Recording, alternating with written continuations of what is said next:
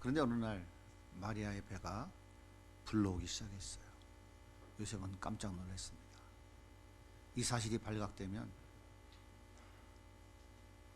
심각한 위기를 맞게 될 텐데 이를 어떻게 하면 좋을까 고민하던 요셉은 자기가 사랑했던 여자였기 때문에 이 문제를 조용히 덮고 싶었습니다. 조용히 그냥 정리하고 말아야 되겠다. 그런데 그날 밤 천사가 요셉에게 나타났습니다. 요셉아, 내 아내는 성령으로 잉태된 것이니 그를 데려오기를 두려워하지 말거라. 요셉은 깜짝 놀랐습니다. 그때 천사가 이렇게 가르쳐 줬어요. 아들을 낳을 것인데 이름을 예수라고 해라. 예수의 이름이 무엇일까요? 성경은 이렇게 기록하고 있어요. 아들을 낳으리니 이름을 예수하라. 이는 그가 자기 백성을 그들의 죄에서 구원할 자이심이라. 예수라고 하는 이름의 뜻은 자기 백성을 그들의 죄에서 구원할 자라고 하는 뜻이에요. 그리고 이어서 천사가 또 하나의 이름을 가르쳐 줬어요. 그것은 임마누엘입니다. 보라, 처녀가 잉태하여 아들을 낳을 것이요 그의 이름은 임마누엘이라 하셨으니 이를 번역한즉 하나님이 우리와 함께 계시다. 예수님은 자기의 백성들을 구원하기 위해서 오셨습니다. 그리고 구원한 그들과 함께 살기 위해서 오신 것이죠. 정확하고 분명하게 예수의 이름 두 가지 안에 의도를 담아 나오신 것이죠. 예수님은 마옥간에서 태어나셨죠. 말밥통에서 태어나셨습니다. 그리고 정치 권력과는 전혀 상관없는, 예루살렘과는 전혀 관계없는 전 오지 마을 갈릴리에서 아버지 목수의 일을 도우면서 그렇게 살았어요. 당시에 사회적 약자 무리들 속에 섞여서 그들과 함께 사셨던 분입니다. 예수님은 공생애가 시작되면서 천국 복음을 선포하셨죠. 회개하라, 천국이 가까웠느니라. 그리고는 병든 자, 귀신 들린 자, 고통받는 자들을 치료해 주시고, 당시 사회적으로 지옥에 떨어져야 될 저주받은 인간들이라고 멸시하고 천대받았던 창기와 세리들, 그런 자들과 함께 먹고 마시면서 그렇게 사시다가 처참한 십자가에 죽으셨습니다. 하지만 우리 예수님은 3일 만에 다시 부활하시고 그 이름대로 자기 백성들의 죄를 다 사해 주셨습니다. 그리고 그들과 함께 살고 계신 거예요. 자, 그렇다면 예수님이 죄에서 구원을 내셔서 함께 살고 있는 그들은 누구일까요? 예수님께서 이 땅에 인간의 몸을 입고 오셨어요. 성육신이라고 하죠. 성육신 하셔서 십자가에 죽으시고 부활하셨습니다. 그리고 하나님과의 관계를 화목하게 하시고 그 하나님과 교제하게 하셨어요. 그리고 뿐만 아니라 하나님 나라를 유업으로 주셨습니다. 이 모든 것을 은혜로 값없이 거저 받았다고 하는 것을 믿는 사람들, 예수님은 그들과 지금도 함께 살고 계신 것이에요. 인간의 어떤 애씀과 수고와 노력, 자기 공로와 자기 뭔가를 드러냈기 때문에 어떤 평가 기준에 의하여 하나님이 그들을 구원하시고 그들에게 하나님 나라를 유업으로 주시고 그들과 함께 살아가고 계시는 것이 아니라고 하는 거예요. 전적으로 하나님의 은혜를 받아들인 사람들, 자기 힘과 자기 능력으로, 소위 말하는 율법 지킴으로 내가 구원받고 천국 갈 수 없다는 것을 인정하고 예수님을 따라가고 그분을 믿는 사람들, 그들이 바로 하나님이 구원한 자들이고 그들이 바로 우리 주님이 지금도 함께 살고 있는 자다라고 하는 거예요. 여러분 이 사실을 믿으십니까? 여러분도 믿고 저도 믿습니다. 역사 속에서도 수많은 사람들이 있었고요. 오늘도 교회 안에 이 예수님을 믿는다고 고백하는 사람들이 참으로 많습니다. 참으로 많이 있어요.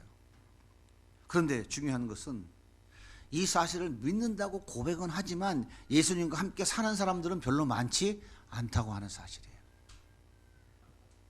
여러분 예수님과 함께 사십니까? 그러면 어떤 사람이 예수님과 함께 사는 사람이에요? 요한일서 2장 3절, 2장 5절은 이렇게 말씀하십니다. 누구든지 그의 말씀을 지키는 자는 하나님의 사랑이 참으로 그 속에 온전하게 되었나니 이로써 우리가 그 안에 있는 줄을 아노라. 그의 안에 산다고 하는 자는 그가 행하시는 대로 자기도 행할지니라. 예수님 말씀을 지키는 자예요. 예수님 말씀대로 살아가 보려고 따라가 보려고 몸부림치는 사람들, 이들이 바로 예수님을 사랑하는 사람들이고 예수님을 사랑하기 때문에 그렇게 하는 것이고 이들이 그들과 예수님과 함께 사는 사람이라고 성경은 우리에게 분명하게 가르쳐주고 있어요. 사랑하면 어떤 일이 벌어지나요? 안 보면 보고 싶고 헤어지면 또 만나고 싶고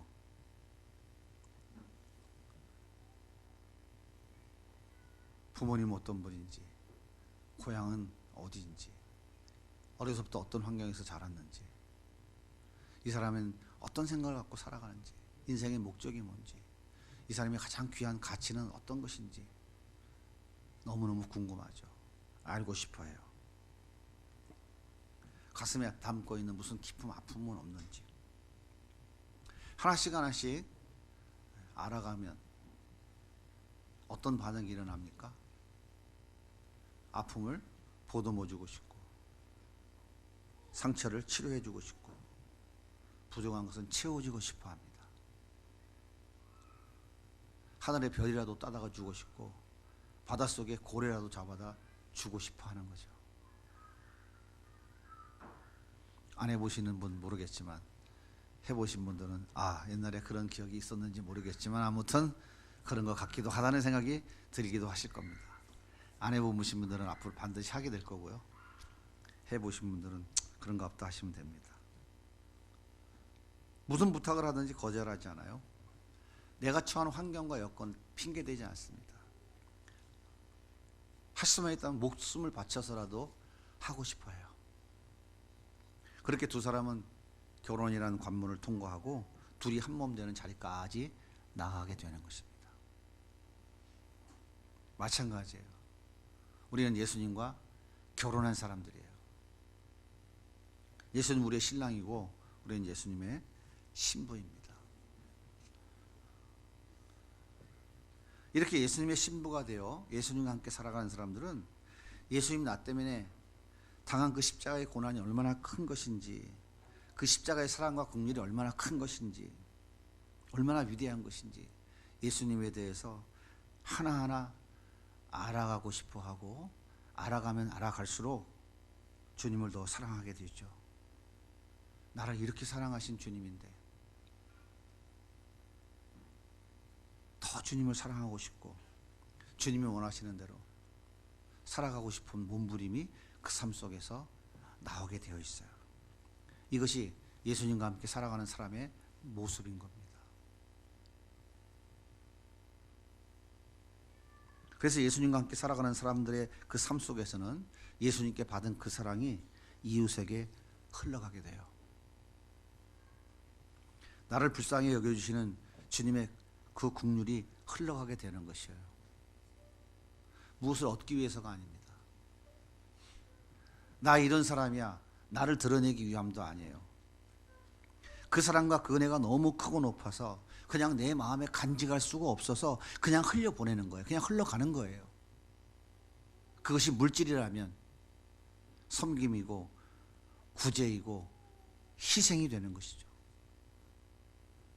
뿐만 아니라 당신도 내가 거저받은 하나님의 은혜와 사랑을 받아 누리셔야 되지 않겠어요? 받아 누리세요. 예수님의 사랑은 정말 크고 놀랐습니다. 이렇게 말과 삶으로 나타나는 것을 우리는 전도라고 하는 거예요. 그것을 또 다른 말로 선교라고도 해요. 예수님께서 제자들을 처음 부르실 때 이렇게 말씀하셨습니다. 마태복음 4장이에요. 갈릴리 해변 다니시다가 두 형제 곧 베드로 하는 시몬과 그 형제 안드레가 바다에 금을 던지는 것을 보시니 그들은 어부라. 말씀하시되 나를 따라오라. 내가 너희를 사람 낚는 어부가 되게 하리라. 부자 되게 해줄게. 높은 벼슬 줄게. 벼슬 너희 줄게. 병 고쳐줄게. 네 소원을 들어줄게 라고 주님이 부르신 게 아니에요. 예수님이 부르신 분명한 목적은 사람 낚는 어부였습니다. 베드로와 제자들은 배와 그물을 버리고 예수님을 따라갔어요. 그렇다면 정말 이들은 사람 낚는 어부가 되기 위해서 예수님을 따라갔을까요?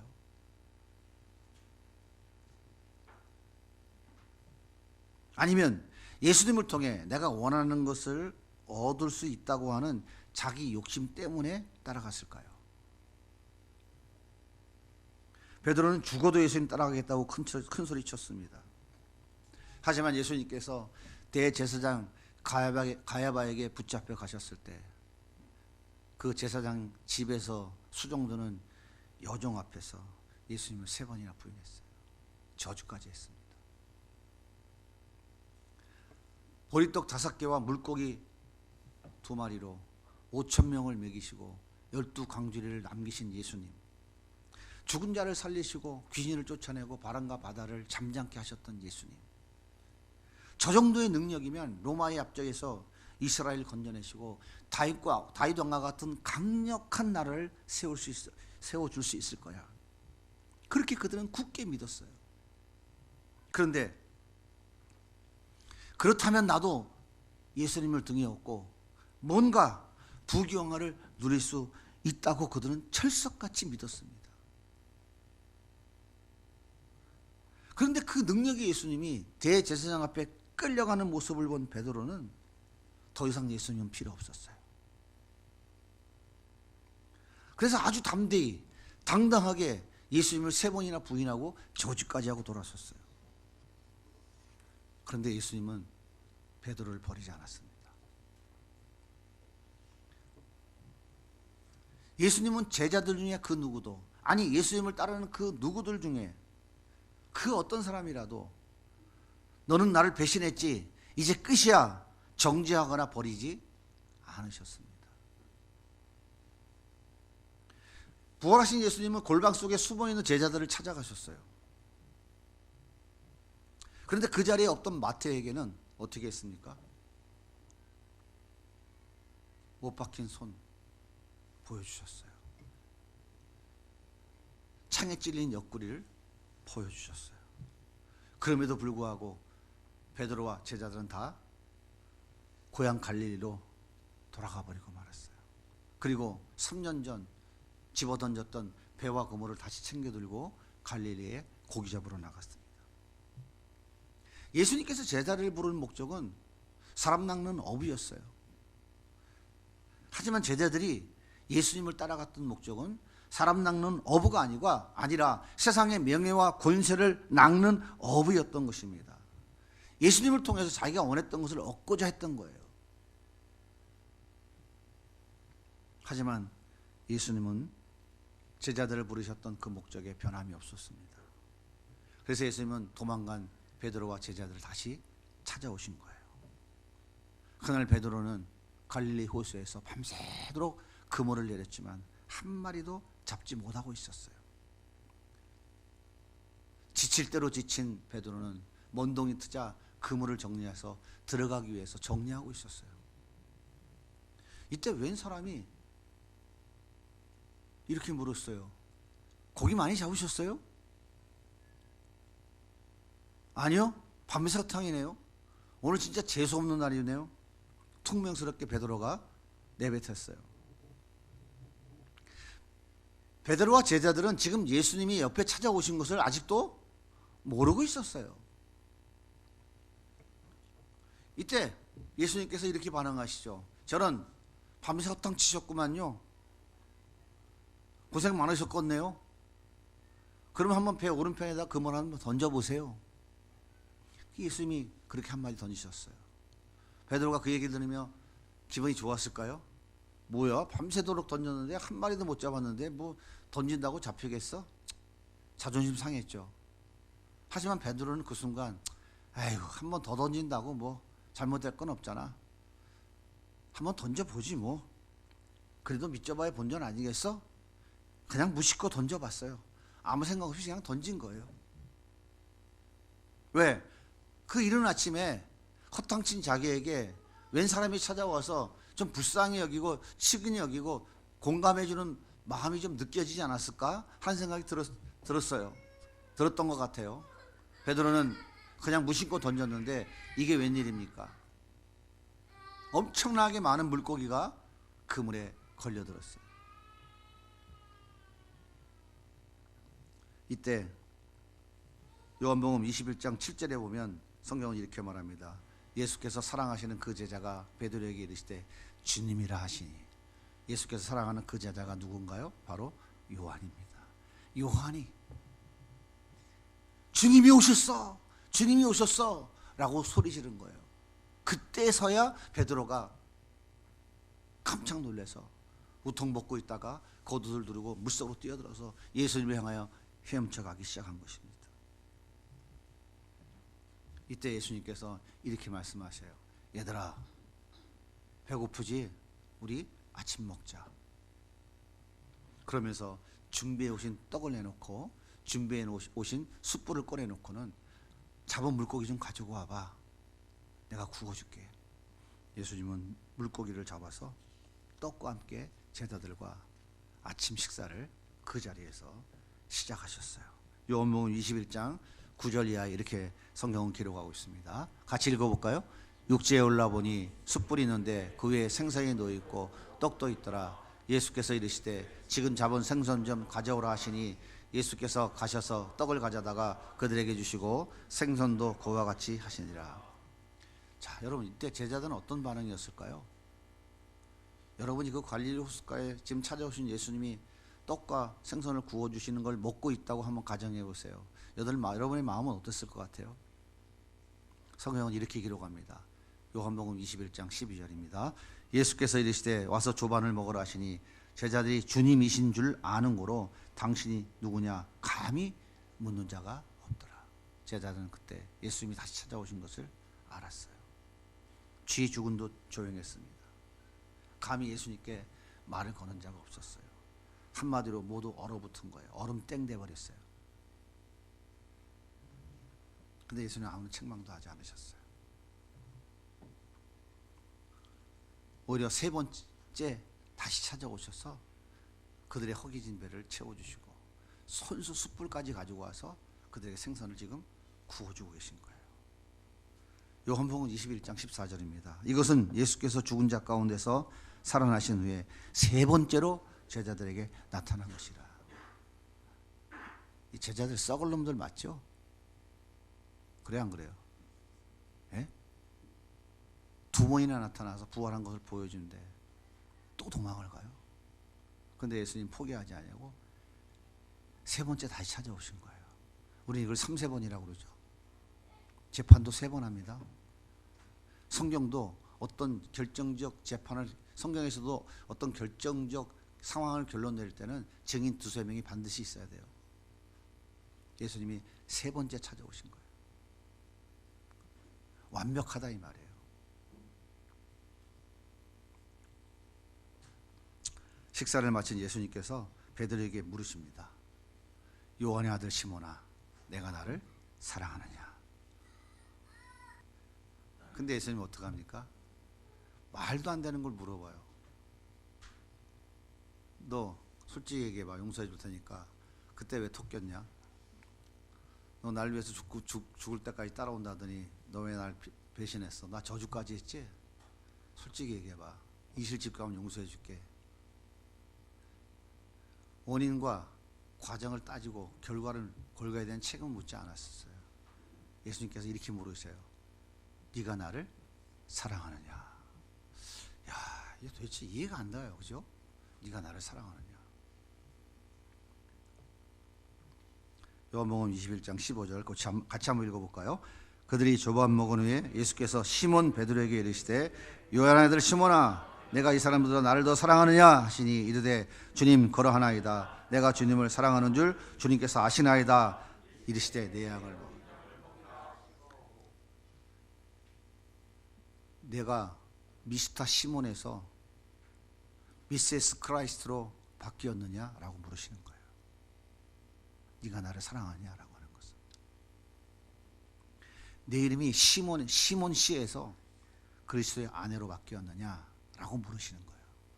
네가 나를 사랑하냐. 그러니까 이런 거예요. 너 진짜 나와 함께 사는 건 맞아? 라고 묻고 있는 거예요. 당황한 베드로가 예, 주님 그렇습니다. 아시면서 왜 물어요? 라고 말하는 거예요. 그러자 예수님께서 그래? 정말이야? 좋았어. 그럼 너 내 양을 먹이라 라고 하시는 거예요. 용서해 줄 게가 아니에요. 알았어. 내가 한 번 더 기회 줄 게가 아니에요. 예수님은 내 양을 먹이라 그렇게 대답하십니다. 두 번째 또 물으셨어요. 16절 같이 읽어볼게요. 두 번째 이르시되 요한의 아들 시몬아 내가 나를 사랑하네 하시니 이르되 주님 그러하나이다. 내가 주님을 사랑하는 줄 주님께서 아시나이다. 내 양을 치라.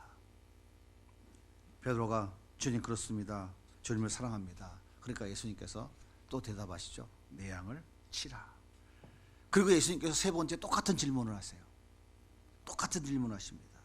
베드로는 주님 그렇습니다. 주님을 사랑합니다. 그렇게 대답해요. 그 자리에 예수님께서 또 똑같이 대답해요. 내 양을 먹이라. 보세요. 예수님의 세 번 질문은 동일했어요. 네가 나를 사랑하느냐. 완벽하게 지금 확인하고 있는 거예요. 베드로의 대답도 동일했습니다. 그런데 베드로의 대답을 들으신 예수님의 재차 반응하는 대답도 동일했어요. 내 양을 먹이라는 거예요. 내가 나를 사랑한다면, 네가 나와 함께 살고 있다면, 네가 미스터 시몬이 아니고 이제 미세스 크라이스트가 되었다면, 나와 함께 살고 있는 내 아내, 내 신부가 되었다면 너는 어떻게 해야 된다? 내 양을 먹여야 된다라고 하는 거예요. 베드로의 본명은 시몬입니다. 예수님께서 베드로라고 반석이라고 이름을 고쳐주셨어요. 바꿔주셨어요. 그런데 왜 예수님께서 지금 이 자리에서 베드로라고 안 하시고 본인이 바꿔준 이름 베드로라고 안 부르시고 처음 3년 전 이 자리에서 부르셨던 그 이름 시몬이라고 부르실까요? 제가 많이 고민해 봤어요. 십자가의 고통이 너무 커서 기억을 좀 상실하셨나? 죽었다 부활하시면서 과거의 기억이 완전히 포맷돼 버렸나? 그게 아니에요. 예수님께서 베드로를 향해서 변함없는 사랑을 고백하고 있는 거예요. 베드로야, 내가 너를 여기서 처음 만났을 때 3년 전에 시몬이라고 불렀지? 그때 나는 너를 사랑했어. 베드로야, 네가 주는 그리스도시요 살아계신 하나님의 아들이라고 멋지게 신앙 고백할 때 내가 내 이름을 베드로라고 고쳐줬지? 그때도 나는 너를 사랑했어. 그런데 내가 나를 3번 부인하고 도망갔잖아. 내가 부활한 이후에 너를 2번 찾아갔잖아. 근데 넌 또 도망가서 여기까지 와 있잖아. 하지만 나는 너를 여전히 변함없이 사랑하고 있어. 예수님이 그 얘기하고 계시는 거예요. 베드로는 예수님이 처음 부르실 때 배와 그물을 버리고 따라갔어요.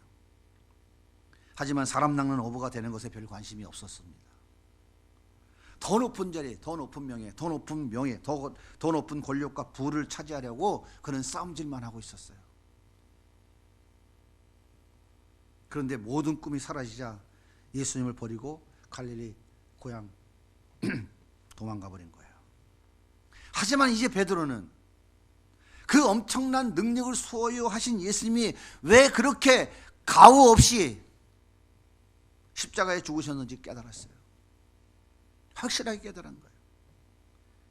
예수님의 십자가의 사랑이 무엇인지 깨달은 거예요. 그래서 예수님이 내 양을 치라, 내 양을 먹이라 내 양을 치라 3번이나 반복하시는 말씀을 들으면서 3년 전 이 자리에서 나를 부르실 때 사람 낚는 어부가 되게 하시겠다고 하는 말씀의 의미가 정확하게 깨달아진 거예요.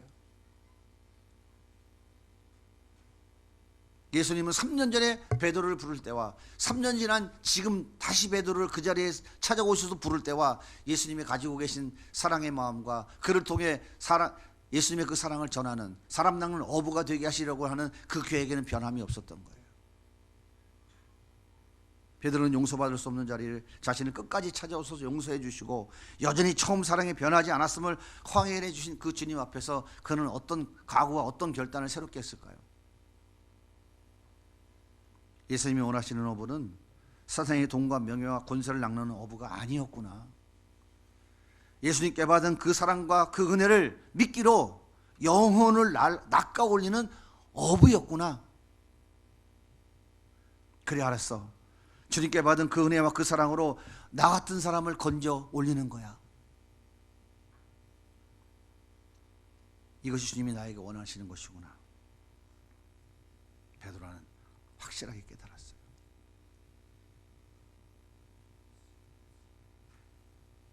(40에) 감한음매 5번 정도가 아니라 거기서 죽여가지고 무덤 속에 넣었다가 다시 꺼내서 또 죽여도 시원치 않는 그런 존재였는데 그 주님은 그 모든 과정들까지도 다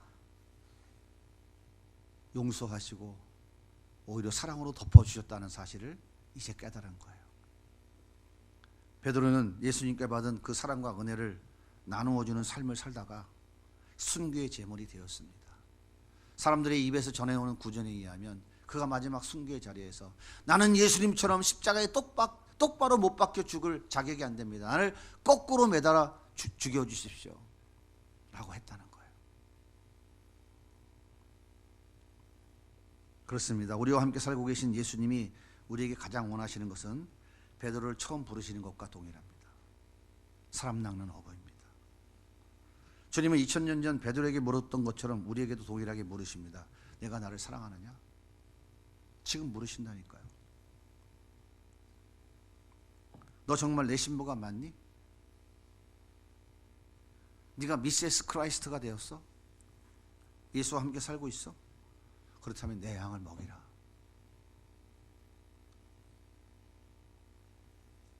네가 나에게 받은 그 사랑을, 그 은혜를 나누어 줘야지 그 얘기하고 계시는 거예요. 내 남편도 내가 너에게 준 사랑을 받아 누려야 하지 않겠냐?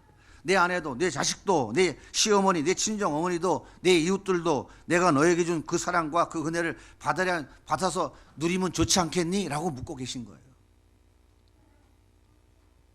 여러분 예수님과 함께 사십니까? 여러분이 신부가 되어 그분의 사랑을 마음껏 누리며 살아가고 계십니까? 그렇다면 그 사랑을 나눠주는 것은 당연한 것 아닐까요? 그것이 바로 전도이고 그것이 선교인 거예요. 우리의 은혜, 주님이 우리에게 베풀으신 그 은혜와 그 사랑은 어디서 시작될까요? 그것은 바로 십자가에서 시작되는 거예요. 십자가의 그 은혜와 그 사랑, 거기서부터 우리의 모든 것은 시작되어지는 것이에요. 그 사랑과 그 은혜를 깨닫고 알게 된 베드로와 그 제자들, 그리고 우리들이 그 사랑을 나누어주는 그 사랑이 미끼가 되어져 죽어가는 영혼을 살려내어지는 어부가 되는 것, 그것이 주님이 우리에게 가장 원하시는 거예요. 역사 속에 수많은 그 어부들이 있었기에 하나님의 나라는 지금도 확장되어져 가고 있는 거예요. 하나님의 나라는 지금도 그 예수 그리스도의 은혜와 그 사랑을 아는 자들이 그 사랑을 흘려보내는, 그 사랑이 미끼가 되어 그 사랑이 필요한 자들을 하나씩 낚아 올리는 어부의 삶을 살아가는 것, 그것이 바로 예수님과 함께 살아가는 삶 속에 나타나는 증거들인 것입니다. 예수님께 받은 그 은혜와 사랑을 흘려보내는 행복한 인생 살아가는 우리 성도님들 다 되시기를 주님의 이름으로 축복합니다.